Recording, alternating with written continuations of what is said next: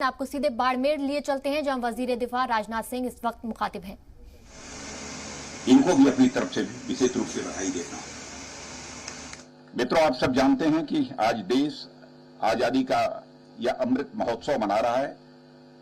साथ ही 1971 का युद्ध जिसमें हम लोगों ने विजय हासिल की थी, उसका यह स्वर्णिम वर्ष भी यह देश मना रहा है। और आज जहां पर खड़े होकर हम अपना विचार व्यक्त कर रहे हैं, यह स्थान भी 1971 की विजय का यह साक्षी रहा है। और ऐसे में इमरजेंसी लैंडिंग फील्ड का निर्माण मन में तो उत्साह पैदा करता ही है, साथ ही सुरक्षा के प्रति भी मन के अंदर एक विश्वास का भाव पैदा करता है, एक सेंस ऑफ कॉन्फिडेंस पैदा करता है। इंटरनेशनल बॉर्डर से आप जानते हैं कि यह स्थान बहुत ही नजदीक है, बहुत दूर नहीं है। और इंटरनेशनल बॉर्डर से कुछ ही कदम दूर इस प्रकार की इमरजेंसी लैंडिंग फील्ड का तैयार होना यह सिद्ध कर दिया है कि भारत अपनी एकता, संप्रभुता और अखंडता की रक्षा के लिए सदैव तैयार है और किसी भी चुनौती का सामना करने की भारत के अंदर एक कुवत है। यह संदेश भी हमने स्पष्ट रूप से दे दिया है।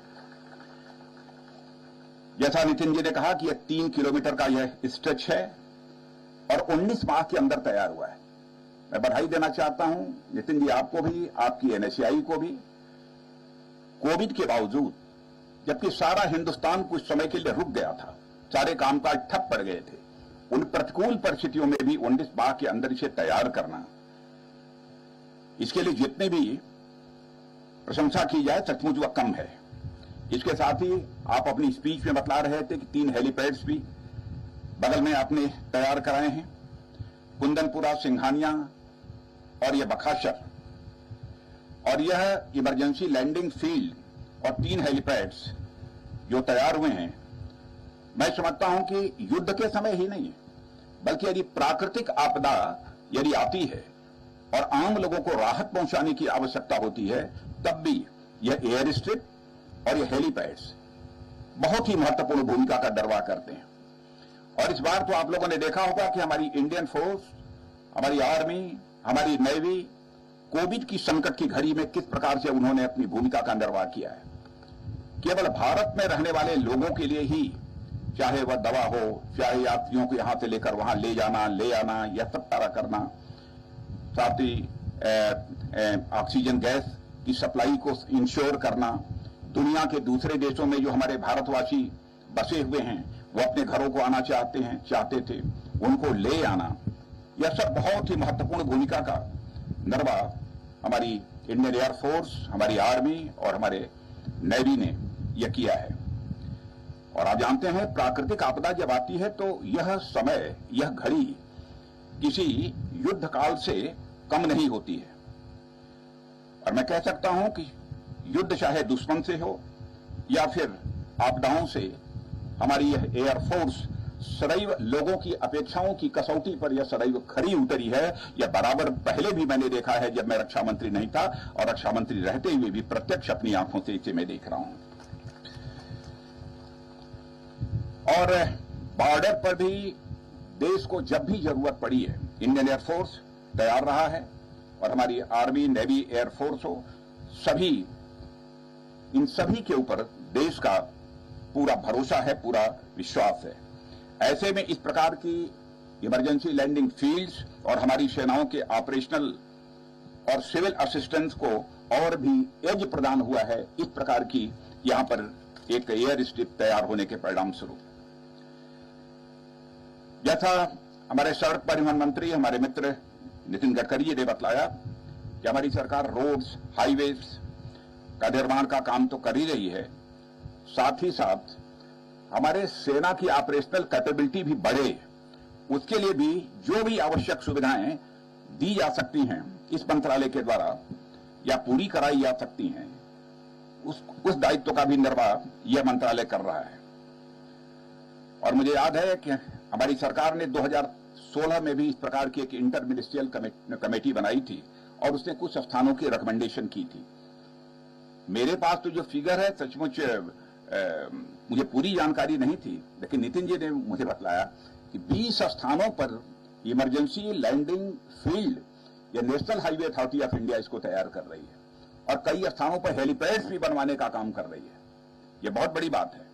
पहले तो मेरी यह कल्पना थी कि शायद जिस स्थान पर हम उद्घाटन करने जा रहे हैं यही स्थान एक ऐसा है और इसके अलावा और कोई नहीं होगा, लेकिन 20 स्थानों पर इसी प्रकार की इमरजेंसी लैंडिंग फील्ड का तैयार होना, ये मैं समझता हूं कि हमारी सुरक्षा की दृष्टि से भी एक बहुत ही महत्वपूर्ण पहल है।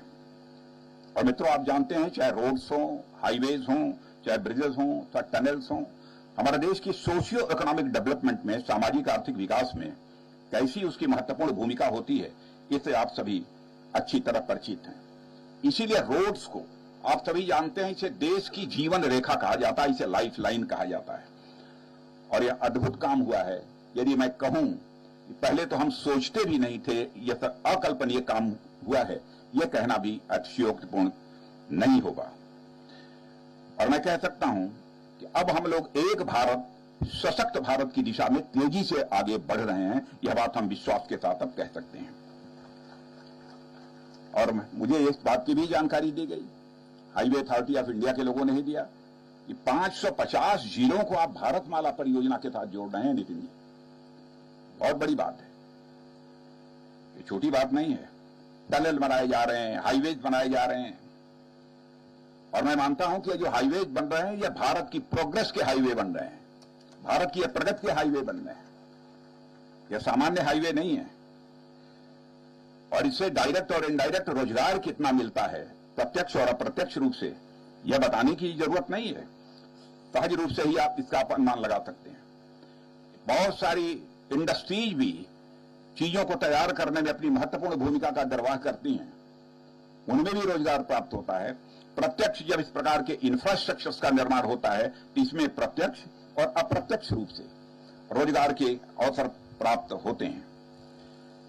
पड़ोसी देशों के साथ भी मैं National Highway Authority of India, Nitin ji, बधाई देना चाहता हूं कि हमारे प्रधानमंत्री के मार्गदर्शन में हमारे पड़ोसी देशों के साथ हमारी सीमलेस कनेक्टिविटी बन सके, इस दृष्टि से भी बहुत ही उल्लेखनीय कार्य आपके द्वारा किया जा रहा है।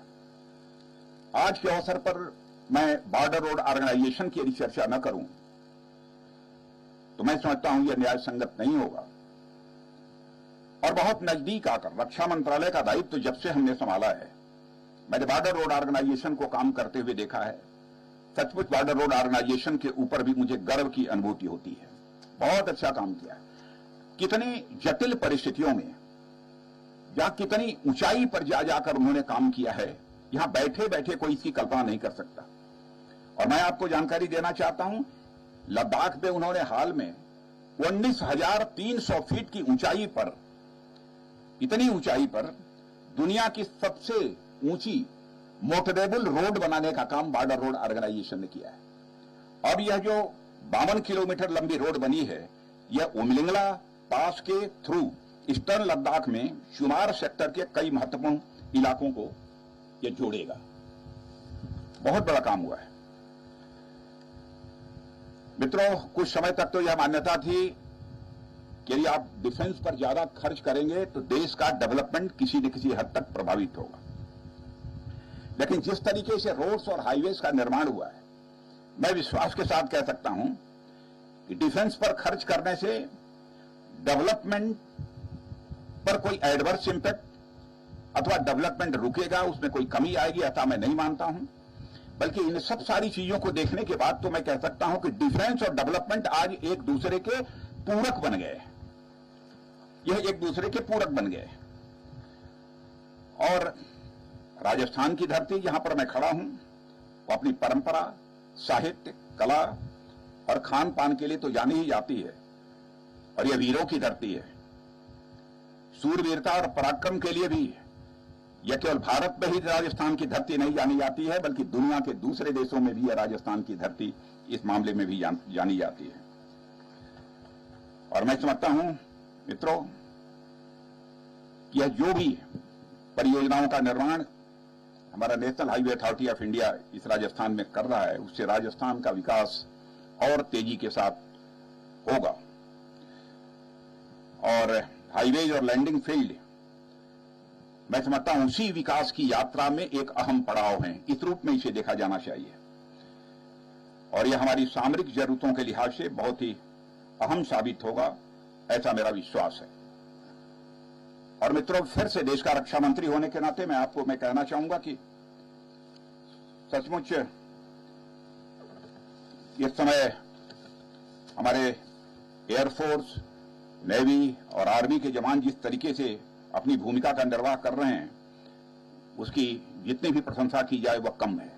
और इसी अवसर पर आपको मैं एक जानकारी यह भी देना चाहता हूं, इसके पहले हमारे इन सब सारे फोर्सेस के लिए वेपन्स यानी हथियार, अन्य बहुत सारी सामग्रियां, एमिनिशंस, यह सब हम लोग दुनिया के दूसरे देशों से इंपोर्ट किया करते थे।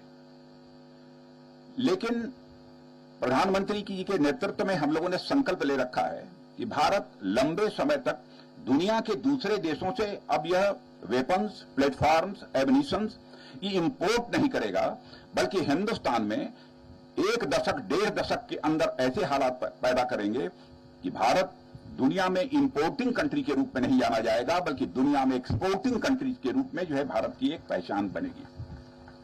और मुझे बताते हुए एक खुशी हो रही है कि हमारी सरकार ने इंडियन एयरफोर्स के लिए कल ही 56 ट्रांसपोर्ट एयरक्राफ्ट का 22,000 करोड़ की लागत से प्रोक्योर करने का, खरीदने का, बनाने का निर्णय लिया है।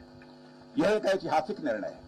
पहले तो यह कल्पना भी नहीं की जा सकती और पहली बार यह ऐतिहासिक फैसला हमारी सरकार ने लिया है। आजाद भारत के इतिहास में कभी भी ऐसा फैसला नहीं हुआ है जो कल का यह फैसला हुआ है।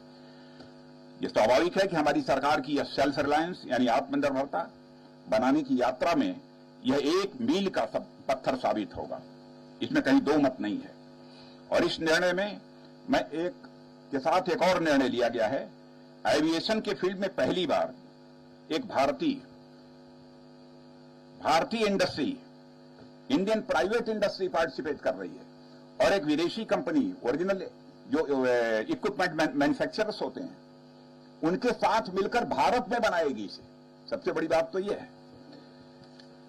और ट्रांसपोर्ट एवं सिविल एयरक्राफ्ट बनाने में देश में जहां एक और प्राइवेट सेक्टर में कैपेबिलिटी डेवलप होगी, वहीं दूसरी ओर हमारी भारतीय वायुसेना को मैन और मटेरियल के टैक्टिकल एयरलिफ्ट की कैपेबिलिटी में भी काफी हद तक इजाफा होगा। देश में सैकड़ों की संख्या में हमारी एमएसएमईज हैं और एमएसएमईज इस सप्लाई चेन का भी हिस्सा हम बनेंगे और ग्लोबल सप्लाई चेन से भी जुड़ेंगे। और देश के युवाओं को जो स्किल्ड और सेमी स्किल्ड हैं, उन्हें भी एम्प्लॉयमेंट का अवसर प्राप्त होगा, ऐसा मेरा विश्वास है। मित्रों, आज के इस अवसर पर इससे ज्यादा कुछ न कहते हुए एक बार मैं National Highway Authority of India और इंडियन एयरफोर्स को बधाई देना चाहता हूं। और जिस प्लेन से हम लोग चलकर आए हैं C-130J, उसके captain, group captain R Nanda और को पायलट विंग कमांडर रवीश को भी अपनी तरफ से मैं हार्दिक बधाई देता हूं। साथ ही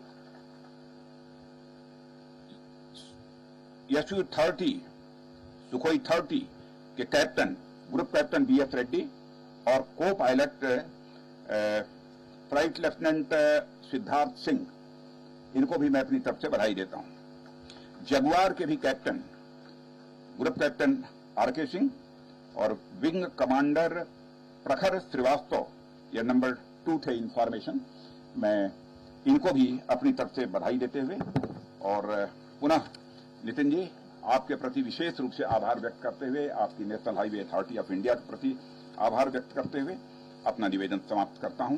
आप सबको बहुत बहुत धन्यवाद।